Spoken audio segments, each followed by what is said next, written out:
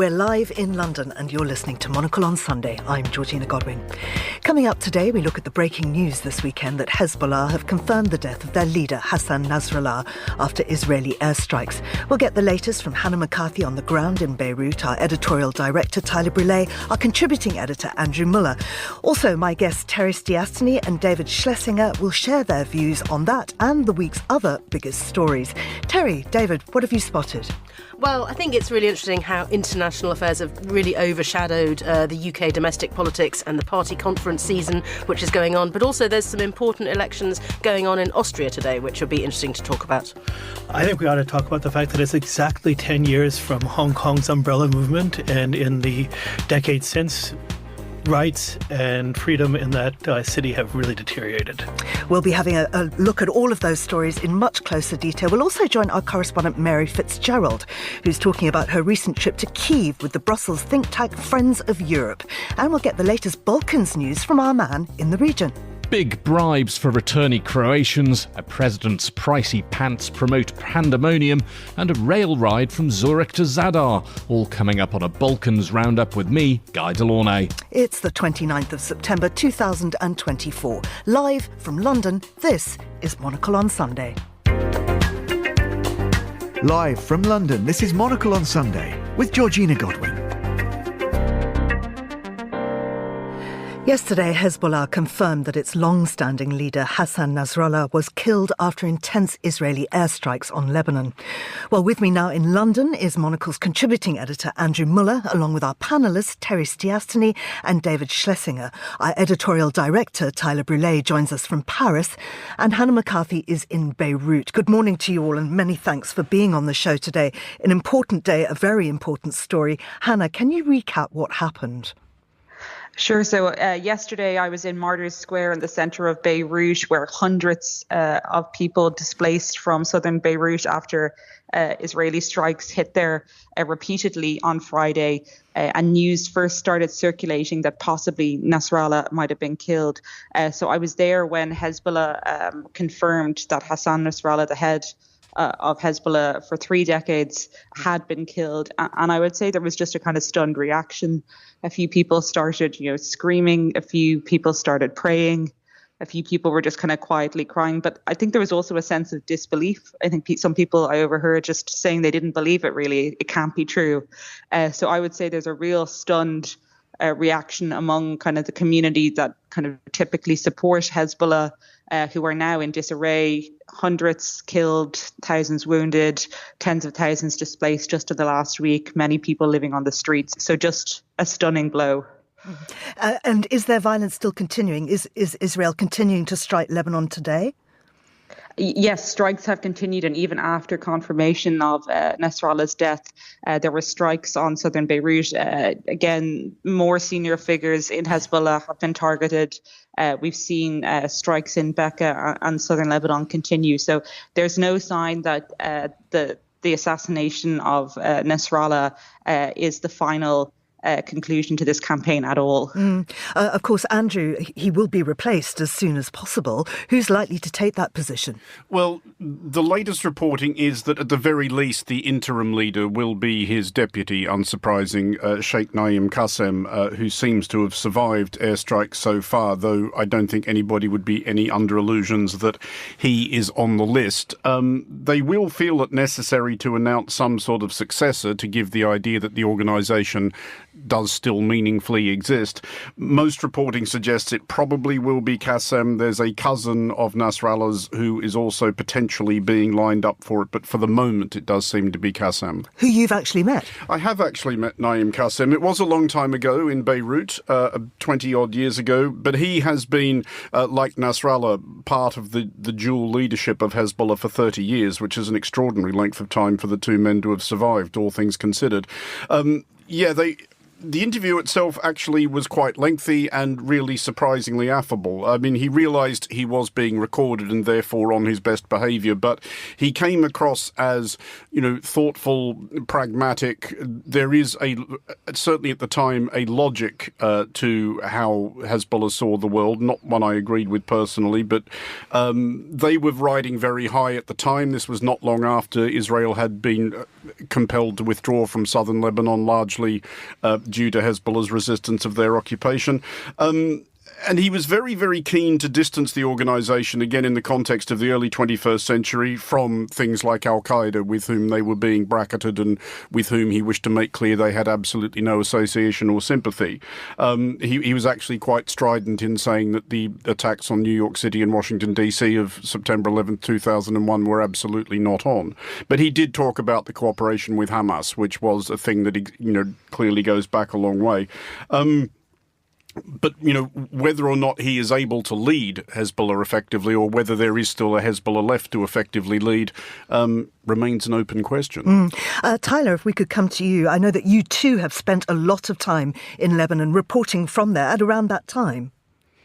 Indeed, and it's remarkable to watch this, and just picking up on what Andrew was saying right now, you have to be wondering whether you're, of course, sitting in the southern suburbs of Beirut, if you're sitting in Tehran, of course, how across all communications, all movements, Mossad and, of course, Israel's other intelligence bodies are. So, as certainly one's movements would have to be very measured.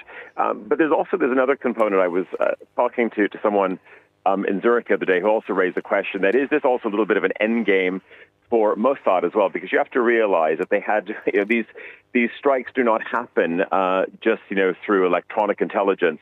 You have to have a lot of people, you have a lot of informers on the ground, and at one point they're going to have to also leave town as well, because you've seen, of course, we had, of course, the massive pager incident, a huge revelation, of course, of then thousands of injured members of Hezbollah. Of course, you have Nasrallah taken down as well. But all of these come with human eyes nearby. And this is, maybe this end point now, if you are indeed an intelligence officer, there's probably a point where you do have to leave town as well. They can't have that many Mossad officers, of course, sitting around. And of course, if you're Hezbollah, you'd be looking around thinking, well, and doing the math, thinking, well, who was present?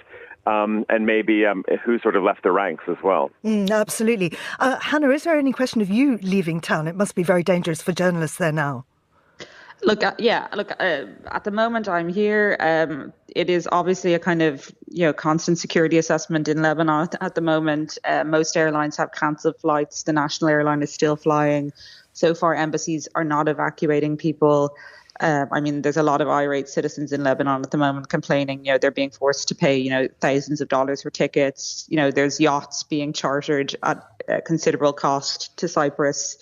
So it's certainly messy at the moment. And again, I've talked to some quite panicked people with children who are trying to get them out. And, that's obviously quite a stressful time for them. You talked about the sort of stunned silence and how people were taking in the news. Is there perhaps a sense of hope, though, for some people there, perhaps even quiet celebration?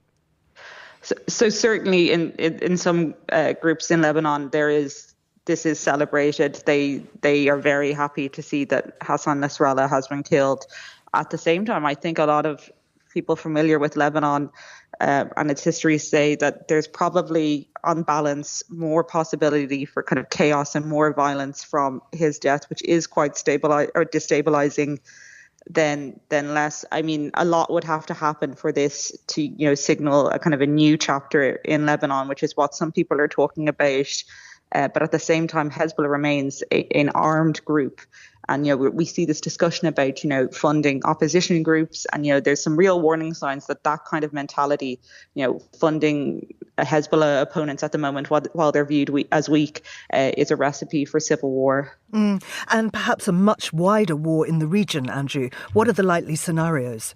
Well, Iran is obviously will be furious about this and will be concerned about this. Hezbollah, in terms of their proxy network, which expands across the Middle East, was by some margin the most potent and most prized asset. But having been reading this morning through various people's assessments of what their options are, if you are Iran right now, it's hard to see what your good option is. It's not practical, really, for them to get into an actual war as we would understand it with Israel, not least because they're a long way apart from each other.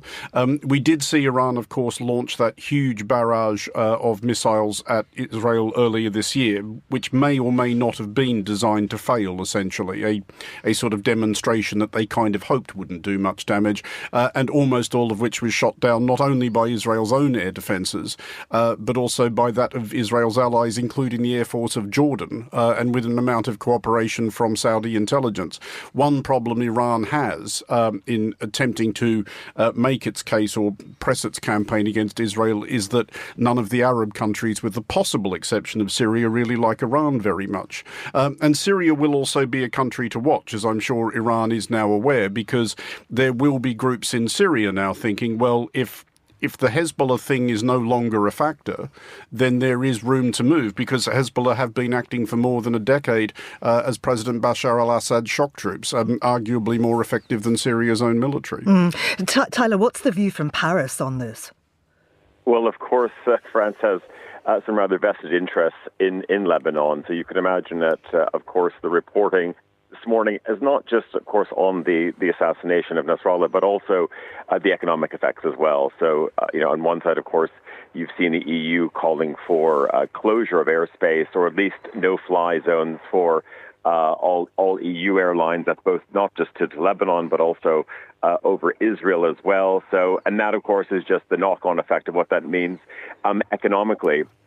The Figaro has a very interesting story talking about, of course, airstrikes in the south of the city. And, we've heard yesterday, quite a grand statement by, the Israeli Defense Forces saying that this is, not against the people of Lebanon. These are strikes against Hezbollah. But the paper points out that there was, significant attacks, and you have to think that they were targeted, taking out one of the most venerable biscuit factories as well.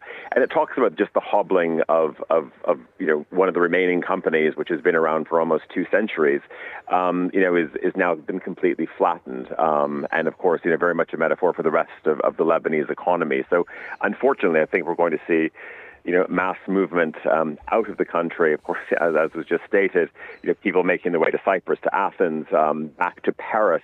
And so, of course, the diaspora, on the hoof again. Absolutely. David, if I could bring you in here now, obviously this has huge ramifications for the rest of the world too. What about the view from China? Well, Foreign Minister Wang Yi said yesterday, a very interesting quote, "Might cannot replace justice." And I think in that quote, you can see that China really is trying to position itself on the side of the Palestinian people, not on the side of any particular group. So China has been playing an interesting game in the Middle East. It wants to be an honest broker there. In July, it brought together 14 different Palestinian groups and organizations trying to come to some kind of consensus. It would really like to see a 2-state solution.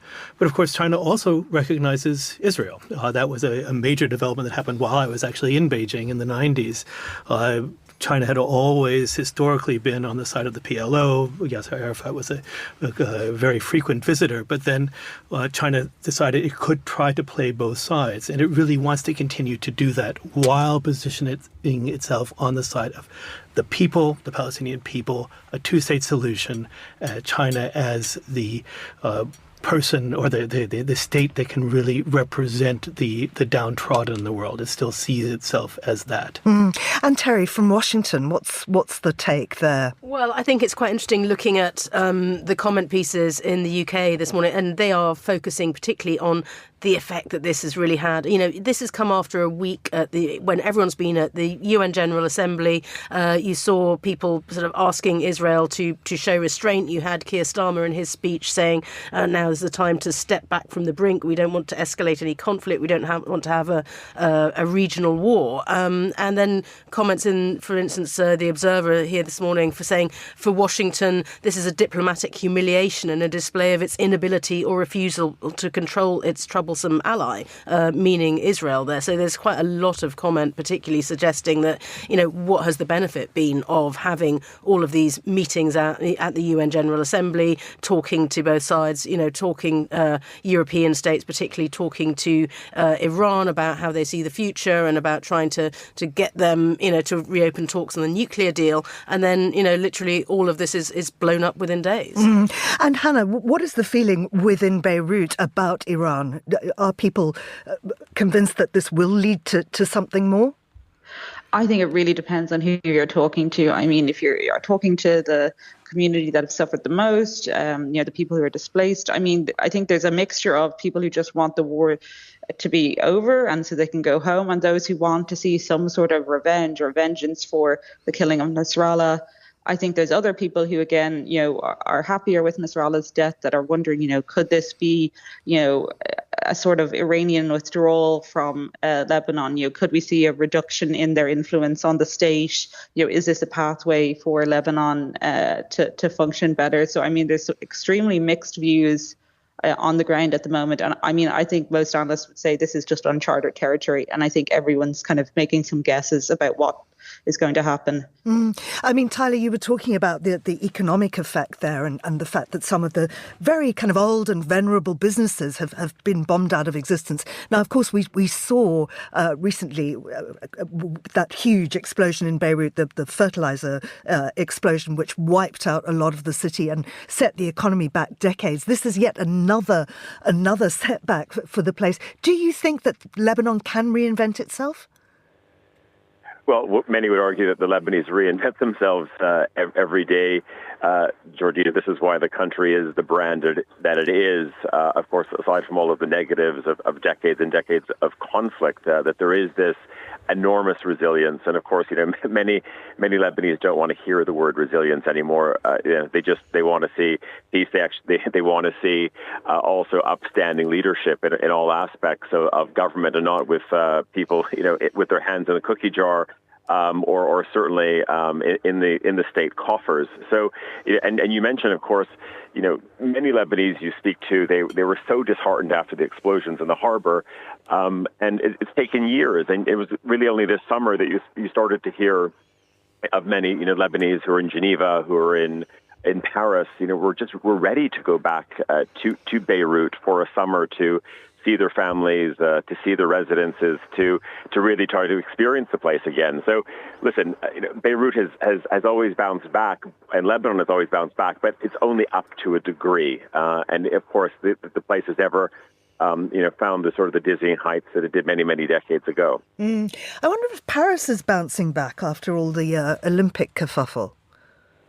Well, this is a bit of a turn in terms of stories. But if you there's Le Figaro ran an interesting piece yesterday, which just said that, and of course many people commented on this, and maybe Andrew might want to jump in on this one as well, about how the city really cleaned up. So aside from removing graffiti from walls and generally tidying up the place for the Olympics, of course many commented as well, like what happened to the homeless, what happened to the drug dealers, where did everybody go? And there's a rather cynical piece in Le Figaro saying the Olympics, yes, have definitely left town because it's becoming a bit more fragrant in subway stations.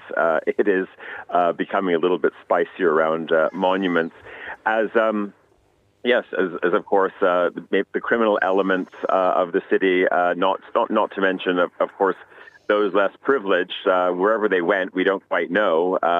But they are now back on the streets of Paris, and Paris starts to look the same and moves into sort of a period now. Of course, the circus is gone, Georgina, and it goes back to that rhythm. It's Fashion Week on right here now, so the city is busy, alive. Traffic is humming again, and it'll be interesting to see. Of course, the next big event coming up, of course, is the reopening of Notre Dame. And that's going to be a huge one, isn't it, Andrew? That is going to be huge and very, very symbolic. But Tyler is right that Paris was a very different place during the Olympic period. Listeners may recall that Monocle Radio decamped there for most of the Olympic fortnight. And yeah, Paris was broadly unrecognisable and entirely in a good way. But I think this is a fairly common effect of Olympic Games. I certainly remember it being the case in London in 2012. 2012 and in Sydney in 2000. And I can remember in London in 2012, in fact, people joking about the idea of a perpetual Olympics, not just London holding it every time, but London holding an Olympic Games more or less continuously, because as long as the Olympics were going on, everything seemed to work, everything was clean, and everybody was terrifically friendly. The French being friendly? They actually were. As I reported in one of our dispatches for the Monocle Minute, one of our staff not only witnessed a police officer, but a CRS officer giving directions in English, which, on top of that, appeared to be accurate. That's extraordinary. Tyler, is that your experience? Well, I do believe, of course, the French get a bashing, but I think, also, France has changed. And of course, part of it has maybe been driven by Brexit. There's definitely an Anglification that is going on in the city. It's ongoing, and yes, I mean, you see that this is a place which now bounces back, or maybe not even bounces back. It's still riding its Olympic wave. There's no question. I mean, it feels very good about itself, and maybe there is this sort of certain. Yeah, not just a French confidence, but it's more of an international confidence as well. You have to be nice. You have to behave. And I would say France has been doing it for a few years now. That of course they want to attract, investment. They want to lure companies not just from London, but elsewhere in Europe as well. Absolutely. Now you've been elsewhere in Europe. I loved your weekend edition newsletter today. You were talking about the Venice Hotel. So good they named it twice. Yeah, so good that they named it twice. And yes, this is my parting shot in today's column. I was up bright and early, Georgina. I was on that flight at 6 a.m. this morning from Venice to Paris. And there is something magical about Venice. The Homer Faber exhibition is just coming to an end. I was trying to secure tickets to go. Didn't quite make it. But again, it's interesting what Andrew was saying about the sort of perpetual Olympics. Venice there's always a biennale going on of some description. There is always some major cultural event, and of course, always a lot of weddings happening as well. And there's almost a sort of a two or triple track Venice, because of course you have just the hordes of tourists who are there, and the day trippers who want to go in. You have those people, of course, descend on the place for maybe 2 days for a celebration, whether it's an anniversary, wedding, whatever it may be. And then of course you have all of these, major cultural exhibitions that happen as well. Of course, the Homer Faber one, largely backed by Richemont, which was a celebration of craft, contemporary and otherwise. And there's an amazing energy at the place. But I was saying to all Monocle readers and listeners, if you get a chance, Venice Hotel, this is a perfect example of what happens when you cash out of your business, the property owned by the Gallo family, and maybe not sort of a very familiar name in fashion, but many will, of course, know Golden Goose, and will know Golden Goose, of course, for their footwear, and the family sold that business, and then have just, it seems like they've obviously thrown tens and tens and tens of millions at these two wonderful palazzi that have been renovated, and it's just a fantastic hotel. But not just because the thread count is great and the water pressure is good, and they've got lovely, of course, soaps and lotions to slather yourself with. They've also done exceptional retail and amazing uniforms as well. So it's just a little bit of a lovely oasis sanctuary, which is just steps away from the chaos that ensues in very narrow streets in that city. Absolutely. So Venice this morning, Paris today, but you're on your way to Istanbul.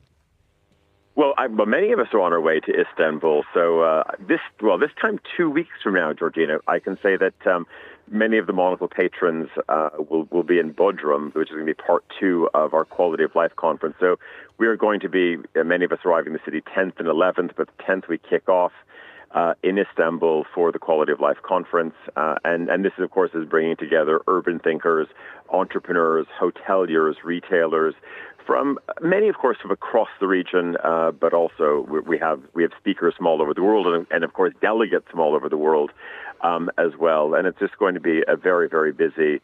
Well, it's a 3-day, of course, it's a 3-day event, but there's a real solid 12 hours of discussion, debate, presentations, looking at all of the forces which make our cities work, or not sometimes. Yes, and people, of course, coming from all over the world, as they always do for our Quality of Life conferences.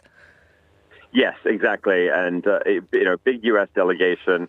The good thing, of course, Istanbul Turkish Airlines is the airline that flies to more countries than any other airline in the world. And I'm happy to say that we, of course, have delegates, real Monocle readers, and those who, of course, have been, some of them, I think, have been to almost every single conference, which is remarkable. And that's, I think, the great thing about a Monocle conference. It's not just about the speakers that are on stage, but it's really the delegates that make the conference and create sort of a liveliness. And I can promise it's not one of those conferences where you have one of those hashtag for then people to then go and post their questions. You will know that this is about microphones in the audience. It is about people asking questions. No one sort of hiding behind some handle, and that just creates a very, very different environment for many people who might be familiar with conferences today, which oddly sometimes you wonder, why are we in a room together when everything is somehow being run off of some strange platform and no one actually wants to engage in a proper dialogue within a room? I never understand that. Why don't you stay at home? Absolutely, that's not the Monocle way. Tyler, not quite. I'm going to let you I expect you've probably got a croissant on standby, have you? They're already devoured, Georgina. Sorry about that. OK, well, have a fabulous time in Paris. We'll speak to you very soon. Thank you very much to Tyler Brûlé. Now, to my panellists here in the studio, Andrew is still with us, and also Terry Stiastny and David Schlesinger. I'd just like to look a little bit further afield now. If we can go to Austria, Terry, we're looking now at the Austrian elections taking place today. Yes, I mean, this is a very interesting election in Austria, and one of the main reasons that people are looking at it is obviously because of the Freedom Party, the FPÖ, and the forecasts, the polling are suggesting that they will do very well in this election. Possibly, I think the difficulty will be, if they do as well as it's suggested, in getting them to try and form a coalition with other parties, because this is the far-right party, and people have, they have been in government in the past. I mean, I think one of the things that is interesting about this party is quite how often they have crashed and burned in the past. There's a good article on Politico here, which is looking at that. When they did get into power, of course, there was Jörg Haider, and then he ended up dying in a car crash in sort of slightly mysterious circumstances, and then they came back in and were invited back into government. Then they were involved in a scandal about oligarchs and Russia. But I think the difficulty will be trying to form a coalition after this. And I think the EU and the rest of the world will be also pretty concerned about their links with Russia, because over the period, I mean, there was a former Austrian foreign minister who even, I think, is now living in Russia. She was, close to, invited Putin to her wedding. I think she was, in fact, in Lebanon before that. And there was a weird story about how she got out of Lebanon with her horses and ended up in, somewhere outside Moscow, which is very strange. Do you remember that story, Andrew? It was extraordinary. I was, however, getting nostalgic there for Ibiza Gate, as it became known, the previous scandal to which Terry alluded, because it was one of the most fun foreign desk explainers we've ever done, largely because we were able to link every single paragraph with snatches of Venga Boys hits. Oh, dear. It was basically a setup, wasn't it? They were being filmed, sort of undercover journalist thing, and saying, yeah, of course, yes, we would do. And they tried to get out of it by saying, well, this wasn't real, these weren't real people, but yes, but you thought that they were, so it's not really the get out that you think it is. It was fabulous, though, because it was one of those ones that does make you wonder about, I guess, the basic standards of intellect in much public life, because I would hope that everybody at this table knows that, if accosted by a suspiciously attractive Russian woman in a cocktail bar somewhere, who promises, favours of one sort of another in return for favours done, your only move is to thank them for their call, pay for your own drink, and then leave. Yeah. Well, I thank you, Andrew, for that bit of information. I'll write that down. But it is always amazing. I think this happens in other countries. It happens in British politics as well. There was always somebody called the fake sheikh, and there are people who stings by journalists. And you think, did nobody in your office actually Google these people, actually look and say, oh, I've heard of that person before? Was there any kind of, due diligence whatsoever? But, obviously people are flattered and things like that. But anyway, yeah, we will see what happens in the Austrian elections today. And and how much was this party going to get into power, and if so, can they be moderated, which is the hope, or will they end up just sort of shooting themselves in the foot again? Yeah, absolutely. David, let's cross to Hong Kong, because at the top of the programme you were saying, of course, that it is the 10-year anniversary of the Umbrella Revolution. Right, which was at the time 100,000 people in the streets, the city shut down for 79 days, all in the name of more democracy. And we didn't quite realize it at the time, but it seemed to that have been the beginning of the end. Because ever since then, the city has been in decline. First, there were the demonstrations, then some years later, in 2019-20, which were rather forcibly put down. And after that, some very, very strict laws and pretty draconian court cases where people have been arrested and sentenced for things as seemingly innocuous as slogans on T-shirts or writings. Just this week, 2 journalists were sentenced to prison terms for sedition. And Human Rights Watch has come out with an 80-page report on how academic life has really declined. Hong Kong was a major center for free research and free publishing, and now it's all about self-censorship and actual censorship. So it's really a city that had been really a bright light in Asia, and a place where much China watching was done. That's where I got my start. Is now a place that I think is probably less freedom than even some cities in China. If I were a 20-year-old looking to discover my way in Asia, I'd probably go to Shenzhen across the border, where it's much freer. But because the Hong Kong authorities are trying to outdo themselves in showing off to Beijing just how strictly they can control the territory. Well, let's go from one trouble spot to another, and this one is Ukraine. Our correspondent Mary Fitzgerald recently returned from Kyiv on a trip with the Brussels think tank Friends of Europe. And she joins us now to tell us more. Good morning to you, Mary. Good morning, Georgina. Tell me about this trip. Who did you meet with? We met with a range of people, including government ministers and other senior officials, NGO representatives, and members of civil society, including the team of the Kyiv Independent, the English language newspaper that has been keeping so many of us informed of what's happening in the country. Mm-hmm. And in terms of safety, I mean, did you feel threatened in any way?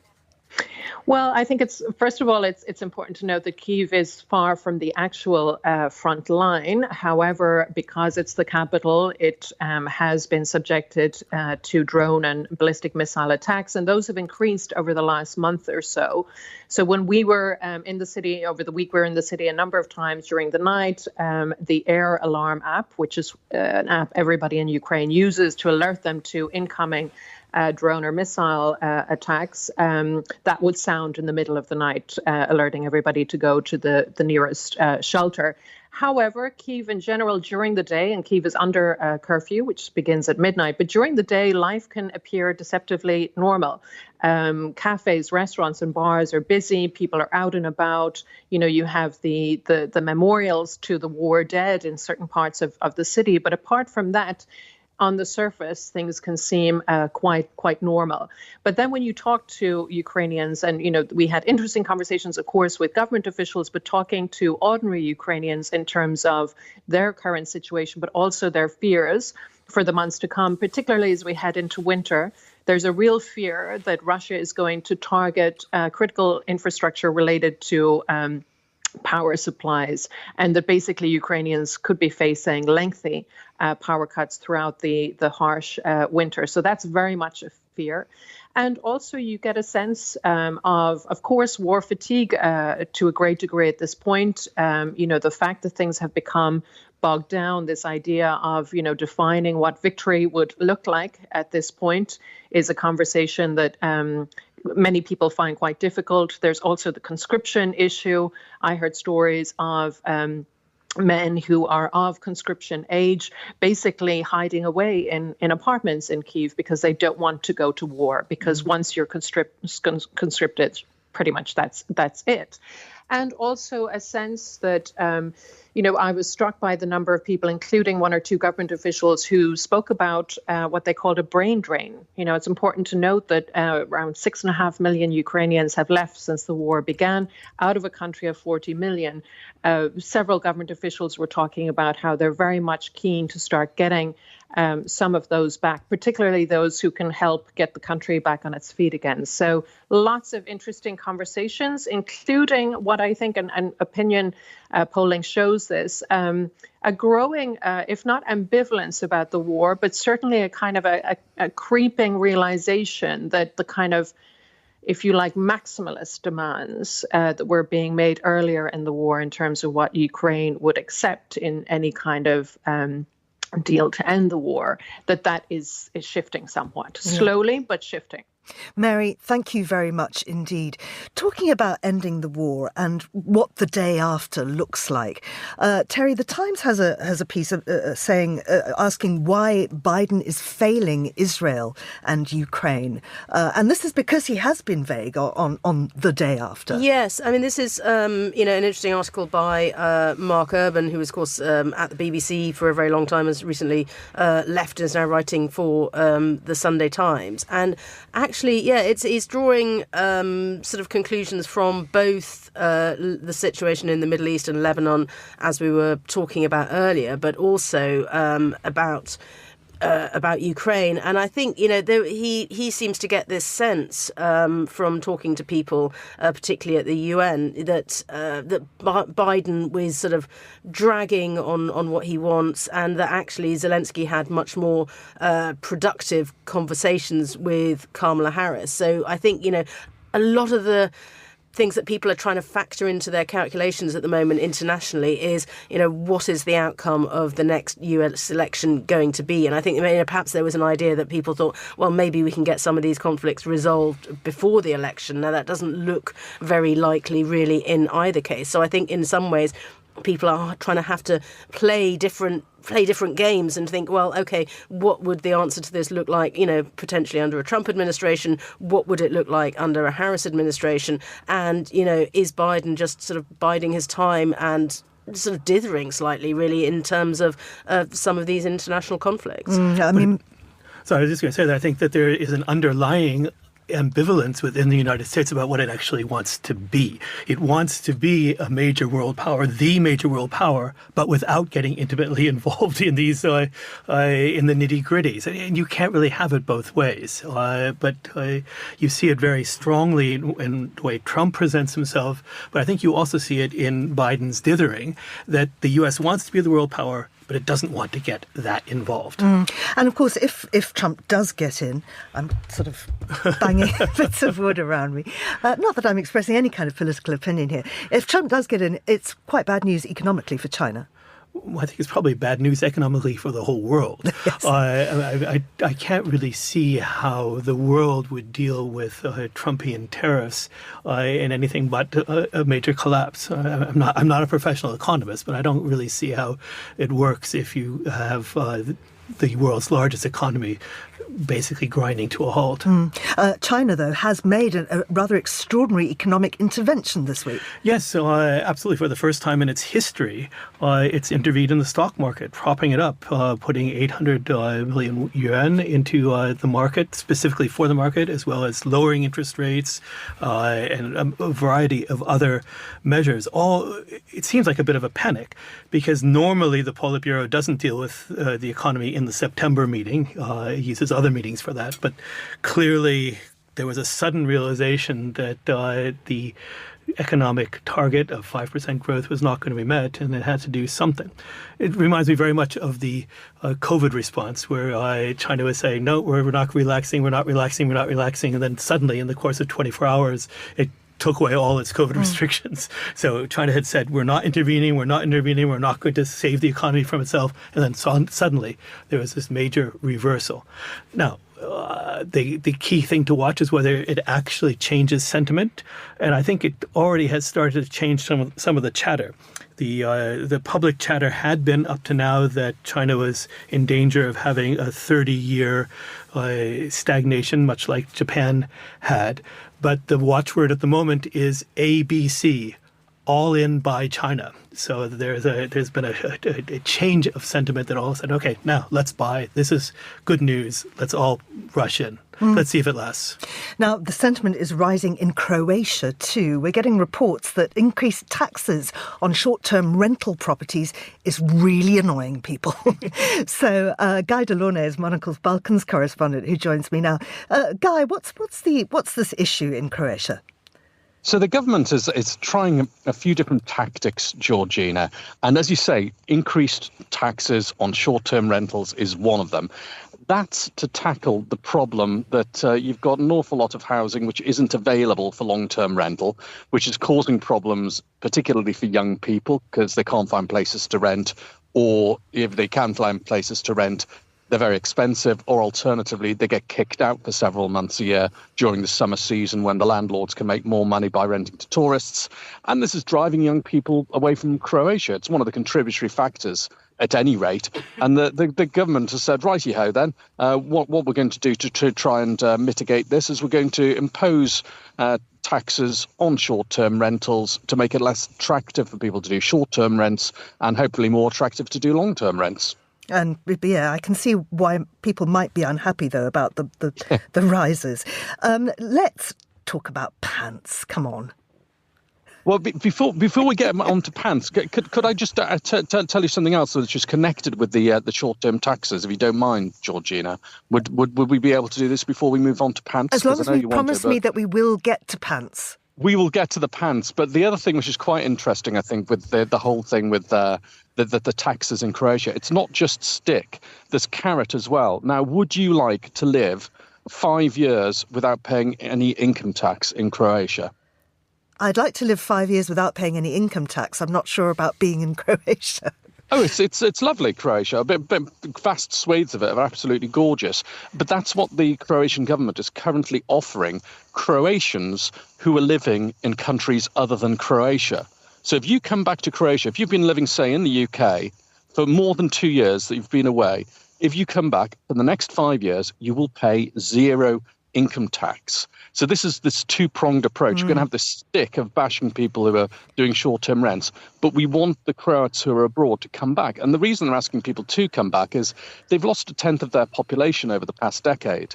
Joining the European Union just facilitated freedom of movement. Lots of people, hundreds of thousands of them, most of them young and talented, cleared off. And, they haven't really wanted to come back. And this is the Croatian government's way of saying, do come back. If nothing else, you're not going to get taxed for the next 5 years. And of course, this is causing disquiet in Croatia because the people who stayed are saying, hang on a second, what about us? Yeah. Didn't we get any carrots for actually sticking around and being proud Croatians and not, heading off to other parts of Europe? So there's a whole lot of disquiet in Croatia at the moment, Georgina. I can see why. And I mean, we were hearing Mary Fitzgerald talk earlier about how Ukraine is very wary of this brain drain. Hong Kong, too, has lost many of its brightest and its best. And, of course, in Lebanon, people just fleeing the country. And it is very difficult to know how you get people to come back without really annoying the ones that have just stayed through thick and thin. OK, pants, if you must. Yes, you can talk about pants. We're going to do this. This is a presidential pants palaver, I want to call this. And this is pants not in the underpants sense, but in the trousers sense. So kecks, as we call them in Liverpool. But on television recently, past week, one of the main opposition figures in Serbia, Dragan Đilas, held up a picture of what he said were the president's pants, to be precise, the president's jeans. And he said, these jeans cost as much as 2 teachers' salaries. And the jeans in question were from a label called Stefano Ricci. And Dragan Đilas said that these are the jeans that President Vučić has been snapped wearing. You can see the distinctive logo on the pocket of these jeans that he's wearing. And of course, he's gone for the most expensive jeans you can buy from Stefano Ricci as Dragan Đilas. He's pulled them up as an example, but they're €1,800 for these particular jeans. And he's saying, how can Mr. Vučić be swanning around in 1,800 euro jeans when teachers are not making, 1,000 euros in a month once they've cleared their taxes and social obligations. And so that, there we are. The presidential trousers are now a matter of conversation. Well, but as they are here in Britain, I mean, Terry, Keir Starmer has been much knocked for his sartorial choices because they've been paid for by someone else. Well, yes, this is not him spending his own money on, and this is precisely what the problem is. I mean, I think, the previous Prime Minister, Rishi Sunak, got in trouble not in trouble, but for his pointed out how expensive his shoes were, his love of expensive trainers. But he was a very wealthy man, and so that wasn't, such a problem. But Keir Starmer had been accepting donations in the run-up to the election from a wealthy Labour donor who had paid for his glasses, who had paid for him to get nice suits, and they declared this as sort of help for his private office, but also for his wife to be, smartly turned out for public events. And I can kind of see people are getting very up in arms about this in the UK, but I can kind of see we do expect politicians to look a certain way. We do expect them to go to certain events. And I can suddenly see that if you're sort of suddenly projected into this world, and okay, Keir Starmer had been a well-off lawyer and so forth, but suddenly you've got to go to a banquet with the king. I would be looking around going, oh no, what the hell do I wear? And if some wealthy friend came up and said, listen, I know a person, I know a stylist, we will get this sorted for you. You can see the sort of why you would say yes and why you would suddenly think, yes, gosh, can somebody solve this problem for me, because I suddenly need to do a whole load of new things. And yes, it all needs to be declared properly and be above board so that there's no questions of conflict of interest there. But yeah, it's a really tricky area. But it all looks so tawdry, though. It does look bad, but I think there are bigger problems in the world than where Keir Starmer gets his glasses from, and I think we need to kind of keep a bit of perspective on this. Well, I mean, that's true, Guy. Is this losing the perspective in Serbia? Well, in Serbia, the issue is President Vucic is a guy who puts himself up a lot of the time as a sort of man of the people. And he's a very well-educated man. He's a lawyer. He's had government positions since he was in his 20s. But he doesn't try and come across as being a wealthy individual a la Rishi Sunak. In fact, quite the reverse. So if you're being photographed wearing 1,800 euro kecks, that's an issue. And people are going to say, hang on a second, where's the money for these jeans actually come from? And Stefano Ricci, I mean, I had to look this up, I'm afraid. I mean, maybe I should know, working for Monocle, who Stefano Ricci are, but I must admit, he completely passed me by. But the New York Times describes Stefano Ricci as the clothier to the 0.001%. This is the kind of fashion label which also offers interior design services for your yacht. So, shall we say the optics on this are not particularly great? Now, Mr. Vucic's comeback is, well, Dragan Đilas is a tycoon, as he describes him. And he says, yeah, I might have jeans, but, Dragan Đilas has got dozens of Jeeps, and in very pricey ones at that, doubtless, tricked out G-Wagons and things like that. But, if you're going to set yourself up as being a man of the people and doing stunts like Mr. Vucic has done, like staying in military barracks for a week or posing eating, white bread and spam for your breakfast because you've cut the prices on these essential food items. If you're going to do those sort of stunts and then be pictured in 1,800 euro jeans, that's problematic. And people are going to say, hang on, where is that money coming from if you are such a man of the people? Absolutely. It's very far from moderation, isn't it? And in fact, moderation, tolerance and peaceful coexistence is something that Albania is reaching for with the creation of the world's smallest state, possibly. Yeah. I mean, really, I'll believe this when it happens, but Prime Minister Edi Rama of Albania stood up in the United Nations a few days ago and said he's planning to help create the world's smallest state within Albania, and this would be the sovereign state of the Bektashi order. And for those who aren't familiar with the Bektashi order, they're a Sufi order, an order of Sufi Sufi Islam.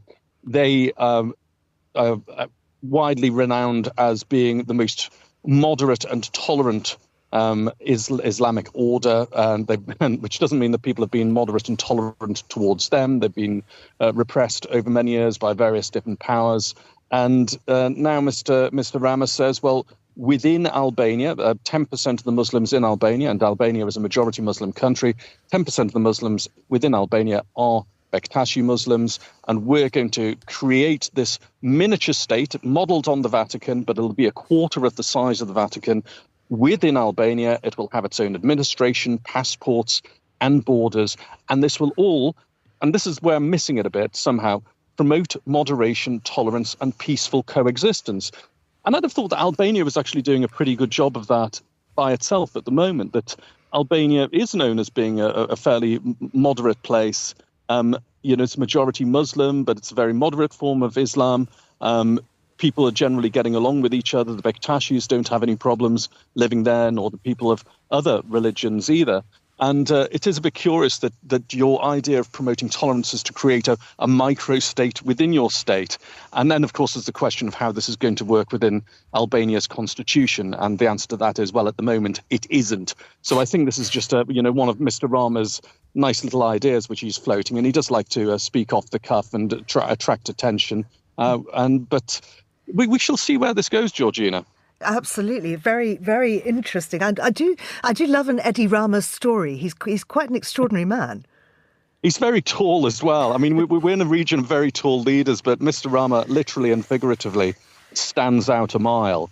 But he knows how to play the game, and he knows how to talk. When you see him on panel events, it's never a snooze when Eddie Rama is on a panel, because he always engages the moderator in a non-moderate way, shall we say, and generally comes up with some very quotable quotes indeed, which is what makes them extremely entertaining. But it's also why I would take this micro-state with a pinch of salt for the moment. Absolutely. Well, the problem for very tall leaders, and in fact very tall anybody, is flying, unless you've got unlimited funds and or your own plane, perhaps. But there is another solution, and that is to go by train. This will be attractive to a lot of Swiss people who want to head off to Zadar. Tell us about the train from Zurich to Zadar. Well, this is apart from being two destinations which start with Z, and I mean, how many journeys by train can go from a place starting with Z to another place starting with Z? I mean, Zimbabwe to Zanzibar. But cities within. True, I mean, true. But I'm sure it can be done. We could have a good fun game with this, but. Zadar is a really lovely town on the Dalmatian coast. Its railway station has been closed for 11 years, but a train has just recently arrived from Zurich.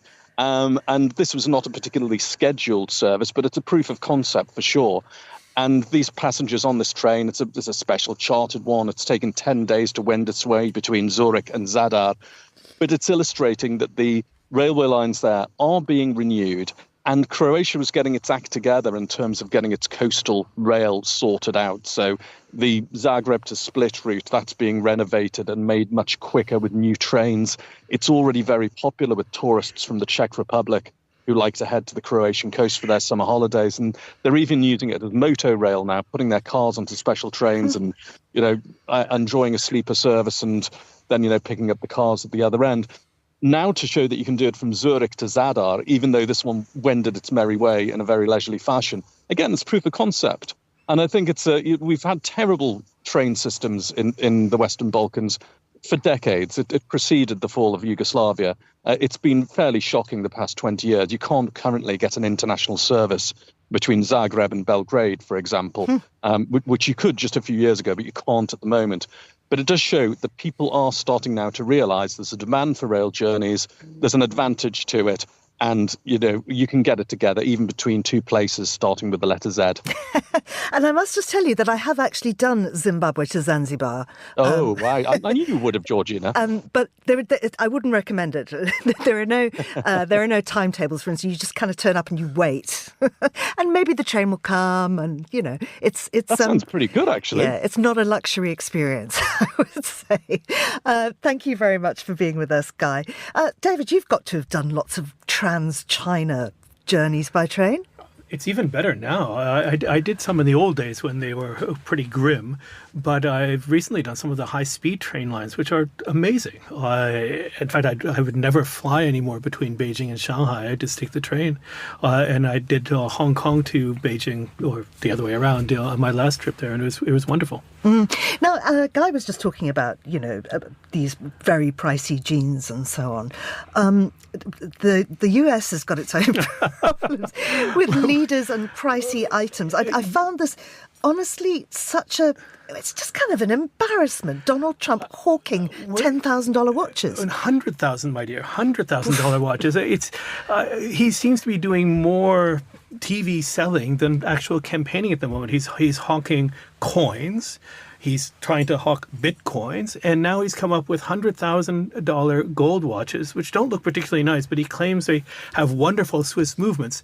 However, some experts who have looked at them think that they were actually made in China, which is rather an embarrassment given his anti-China sentiment. But what does it really say about politics if that's what he's spending his time doing? Didn't he also have some trainers, Donald Trump branded Absolutely. trainers? Gold trainers as well. Right. So if you really love the man, you can have gold trainers, gold watch, and a few coins in your pocket, and you're done. That's quite extraordinary. I want to look back at another story. Now, we were covering this yesterday because it has really made an impact. It's the death of Maggie Smith, the actress. She won Tonys, Oscars, BAFTAs. Also, I mean, she really did clean up. An amazing woman. But there's a story in the New York Times about a Maggie Smith cocktail. Yes, and I think, it's sort of a sign of how, important she was. To have a cocktail, created for you, I think is a great tribute. I mean, my own tribute, I sat and watched a private function over the weekend, it's a film from the 1980s, and it is so full of British national treasures. It's like the Museum of British Acting. It's absolutely amazing. It's written by Alan Bennett. It has Maggie Smith, Michael Palin, Richard Griffiths, Denham Elliott. It's absolute, I recommend that as a weekend watch. But I think, it must be very nice to have people remember you, in that way. I'm really disappointed that we don't have Maggie Smith cocktails this morning. I know. It's only 10 a.m., but I think you should have brought some. What are the ingredients? I'm not sure. I can tell you, actually. It's, where is it? Maybe I can't tell you. You know what I would like to know, though, is if you were a drink, if somebody had to create a cocktail for you, David, what would it be? Oh, my goodness. But maybe persimmon juice and gin. Wow. Okay. What does that say about you? That I love persimmons. Terry, what's your cocktail? Oh, I don't know. I think I'd quite like, some sort of a creme de mure kind of Kir Royale thing. I mean, that's already been invented, so I'd have to come up with something, a variation on. I think there's a bramble version, but something like that. Something nice autumnal, a bit fizzy. And I can tell you what this cocktail is. It's equal parts rum brandy and Cointreau with a little bit of lemon in it, apparently. That's one. You couldn't have more than one of those, could you? That sounds brilliant. And maybe 10 a.m. would be a bad idea for that. And just very quickly before we go, the Spanish Steps are in fact not. They're in fact French, apparently. Yeah. Yes, according to a report in the Times this morning, suggesting that because they were built back in the 18th century and they were owned by France and had fleur-de-lis on them, so there's now a suggestion that perhaps I don't think France could claim them back. I think, but they may want to claim, apparently, the fines that you can now get. You can now be fined around €250 for sitting down or making a mess on the Spanish Steps. So, perhaps France would be hoping, and it's fascinating. This article says how many countries own bits of Rome, because basically people have built churches there over hundreds of years. But yeah, perhaps they want the income from the sitting down fines. I don't know. France has a €200 million portfolio of property in central Rome, which is extraordinary. 5 churches, historic buildings rented as flats, shops, offices. It brings France in €4.5 million a year.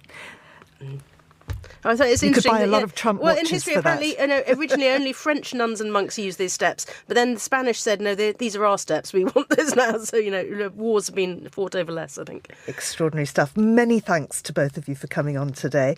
Also, they are my guests, Terry Stiastny, David Schlesinger, Guy De Launey, Mary Fitzgerald, Hannah McCarthy, Andrew Mueller and Tyler Brûlé were all on the show today, which was produced and studio engineered by Mariella Bevan. I'm Georgina Godwin, and Monocle Monocle on Sunday will return next week. But until then, enjoy the rest of your weekend.